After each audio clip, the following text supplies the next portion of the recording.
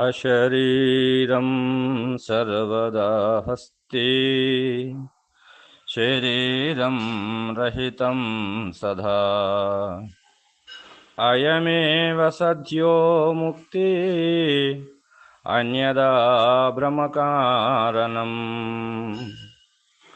శ్రీరాజయోగి ప్రియ శిష్యం అమలానంద దీక్షితం పంఢరీనాథ యోగేంద్రం సద్గురో తే నమో నమః. అస్మద్గురు సమారంభాం కృష్ణ సాందీపమధ్యమాం శ్రీమహావిష్ణు పర్యంతం వందే గురు పరంపరాం. శ్రీ శివరామ దీక్షిత అచల సాంప్రదాయ పరంపరా గురువులందరికీ వందనములు. శ్రీమద్భాగవత శ్రీకృష్ణ సద్గురు పరబ్రహ్మణే నమః.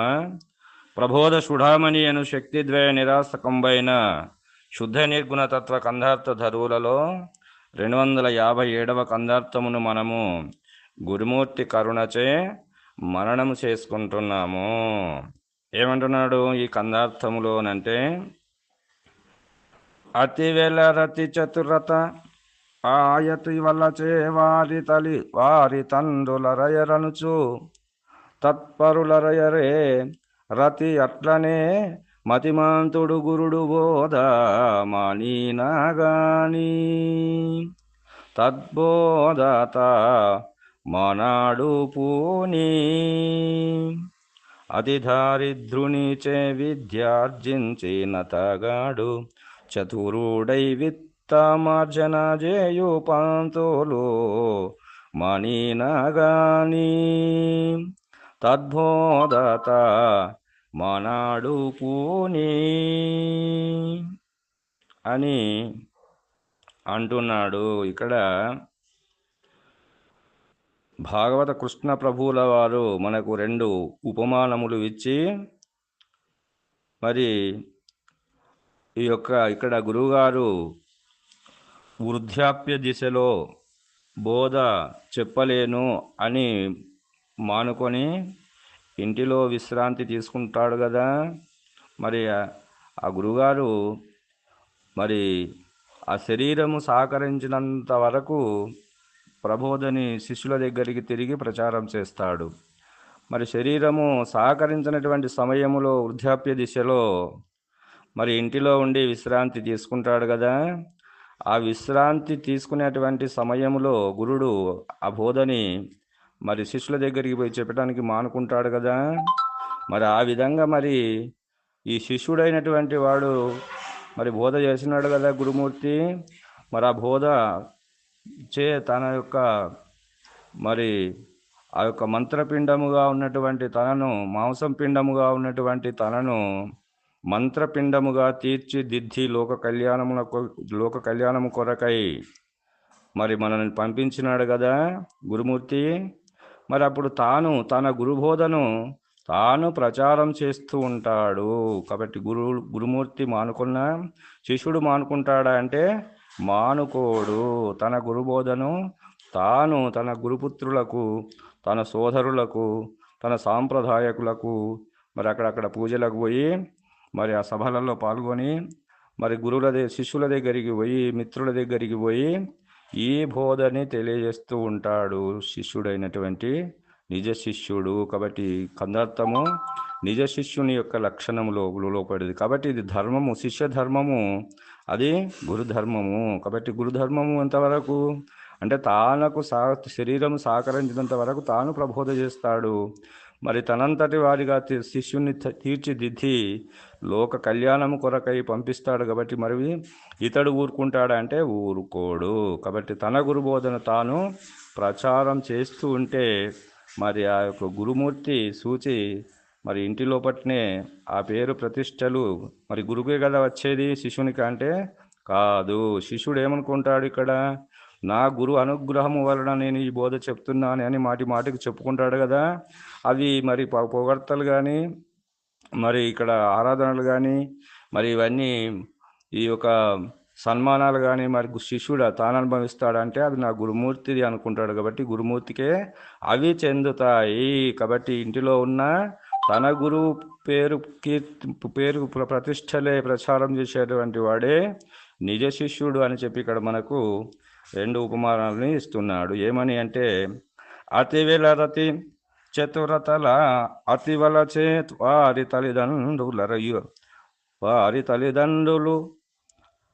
అరణు వారి తండ్రులరయ రనుచు తత్పరులరయరే రథి అట్లనే అని అంటున్నాడు ఇక్కడ. అంటే అతివేలు అంటే స్త్రీలు, కాబట్టి రతి చతురత అంటే ఆ సంసార జీవితమందు వారు పొందినటువంటి నేర్పరితనం ఏదైతే ఉన్నదో అనుభవము, ఆ అతివలచే అతి స్త్రీలచే మరి ఆనందించేది ఎవరిక్కడ అంటే భర్త.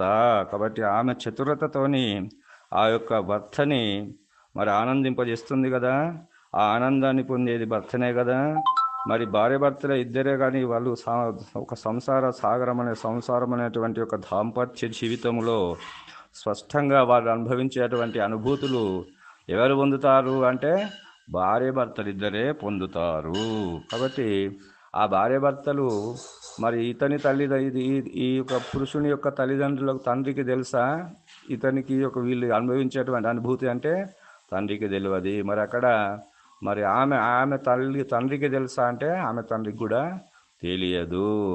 ఎంతవరకు వారిది బాధ్యత తల్లిదండ్రులది అంటే, వివాహము చేసి తండ్రి బాధ్యత ఎంతవరకు ఉంటుంది అంటే, బిడ్డకు తన వివాహము చేసి అత్తగారింటికి పంపించి కాపురము మంచిగా చేస్తూ ఉంటే చూసి ఆనందిస్తుంటాడు తండ్రి అక్కడ.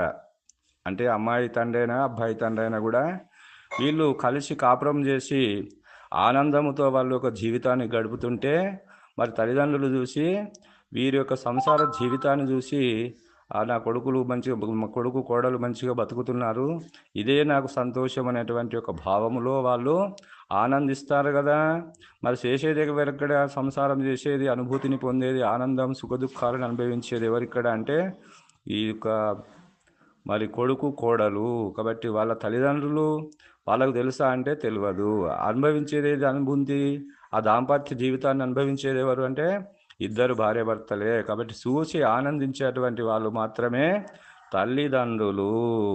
కాబట్టి ఆ విధముగా అని అంటున్నాడు ఇక్కడ. కాబట్టి ఆ విధముగా వారి తల్లిదండ్రులరయరనుచు, వారి తల్లిదండ్రులకు మాత్రమే అది తెలుసునా అంటే తెలియదు. కాబట్టి చూచి ఇంటి లోపల ఉండి వృద్ధాప్య దిశలో వాళ్ళు ఉంటారు. కాబట్టి నా కొడుకు కోడలు సంసార జీవితాన్ని వాళ్ళ పిల్లలు సుఖ సంపదలతో మంచిగా హాయిగా జీవిస్తున్నారనేటువంటి ఆనందాన్ని ఇంటిలో ఉండి విశ్రాంతి చెందుతూ మరి వాళ్ళు ఆనందిస్తారు. మరి ఆ విధంగానే ఇంకొక ఉపమానం చెప్తున్నాడు. ఏమని అంటే, మతిమంతుడు గురువుడు బోధ మానిన గాని పోని తద్బోధమానడు, అందు అతి దరిద్రునిచే విద్యార్చించిన అతగాడు చతురుడై విత్తమార్చన చేయు అని అంటున్నాడు ఇక్కడ. అంటే ఇక్కడ ఇంకొక ఉపమానం అని చెప్తున్నాడు అంటే, మరి అదేవిధంగా ఇక్కడ ఈ మతిమంతుడు అనేటువంటి చక్కటి బుద్ధి కలిగినటువంటి వాడు పరిపూర్ణ భావము ఉన్నదిన్నట్లుగా గ్రహించినటువంటి తన గురుమూర్తి చూపినటువంటి బోధను ఏదైతే ఆ బోధామృతమును గ్రోలినాడో ఆ బోధని పరిపూర్ణ భావమును, ఆ ఎరుకను, పరిపూర్ణమును, ఈ రెండింటిని గురుముఖత వస్తునిచ్చే పూర్వకముగా తెలుసుకున్నాడు కదా. ఆ తెలిసినటువంటి బోధను పూని మళ్ళీ తిరిగి తద్బోధను ప్రచారం చేస్తూ ఉంటాడు. నిర్లక్ష్యం లేకుండా, అశ్రద్ధ చేయకుండా ఈ బోధని, తన గురు బోధని తాను ప్రచారం చేస్తుంటే గురువు సంతోషిస్తాడు. మరి అదిగాక విద్యార్జించిన తగాడు చతురుడై మరి విత్తమార్జన చేయు పంతులు మానిన గాని తద్బోధ మానడు పూని అని అంటున్నాడు. అంటే ఒక ఉపాధ్యాయుడు, మరి మనం స్కూల్లో చదువుకున్నాం కదా, మనం స్కూల్లో చదువుకున్నప్పుడు మనకు అక్షరాభ్యాసం చేసినటువంటి గురువు ఉంటాడు కదా ఉపాధ్యాయుడు. ఆ ఉపాధ్యాయుడు మరి అప్పుడు మనకు పాఠాలు చెప్పినాడు కదా, అక్షరాభ్యాసం నేర్పించినాడు కదా. మరి దానితోనే మనం 10వ తరగతి చదివి 12 చదివి ఇక్కడ బయటకు వచ్చినప్పుడు ఆ గురువు మళ్ళీ కనబడతాడా అంటే కనబడడు. మనని ఒక ఉత్తీర్ణతలుగా చేసి ఆ ఉత్తీర్ణత పొందింపి అతడు పై చదువులకు పంపిస్తాడు కదా. ఆ పై చదువులు మనం చదువుకొని ఒకవేళ కలెక్టర్ అయినాం అనుకో, ఆ కలెక్టర్ అయిన తర్వాత ఆ ఒక గురువు ఒక కాలినడకన ఆ యొక్క జిల్లాకే అతడు కలెక్టర్గా వచ్చినాడు. ఇక్కడ ములుగు జిల్లాకు కలెక్టర్గా వచ్చినాడు ఇక్కడ. అంటే మాకు అక్షరాభ్యాసం చేసిన పంతులు ఎవరు ఇక్కడ అంటే మల్లారెడ్డి సార్ అని ఉండే. కాబట్టి అలాంటి మల్లారెడ్డి సార్ అనేటువంటి అతడు నల్లగుంటలో ఉంటాడు కదా. మరి అతడు జిల్లా కలెక్టర్గా వచ్చినప్పుడు ఆ నల్లగుంటకు కారేసుకొని వచ్చినప్పుడు అతనితోని మరి సైన్యం కూడా వస్తుంది కదా, రక్షక భటులు వాళ్ళందరూ వస్తారు కదా. అప్పుడు గురువుగారు ఒక చెత్తిరి పట్టుకొని నడుచుకుంటూ పోతున్నాడు రోడ్డు పొంటి పోతుంటే అప్పుడు ఆ యొక్క శిష్యుడైనటువంటి కలెక్టర్ చూసి ఆ కారు ఆపుతాడు కదా.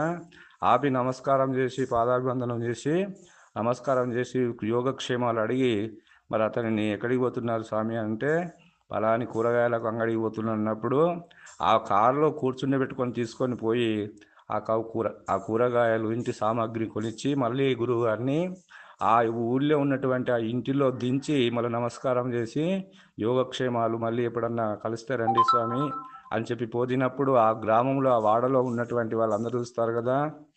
అబ్బో, కలెక్టరే ఇతని ఇంటి దగ్గరికి వచ్చినాడు, తన కారులో కూర్చుని తీసుకొని వచ్చినాడు, ఇతను ఇంట్లో దించిపోయినాడు అంటే ఈయన ఎంత గొప్ప ఉపాధ్యాయుడు, అతని శిష్యుడు పెద్ద కలెక్టర్ అయిండు, కాబట్టి నేను మనం గౌరవించాలని చెప్పి ఆ ఊరు వాళ్ళందరూ కూడా కలెక్టరే ఇంటికి వచ్చి అతనికి సేవలు చేసిపోయినాడు అని అంటే మనం ఎంతటి వాళ్ళం, అతన్ని గొప్పవాడు అంతటి గొప్పవాడు అని చెప్పి అతన్ని మరి మరి గౌరవిస్తారు కదా, సేవిస్తారు కదా.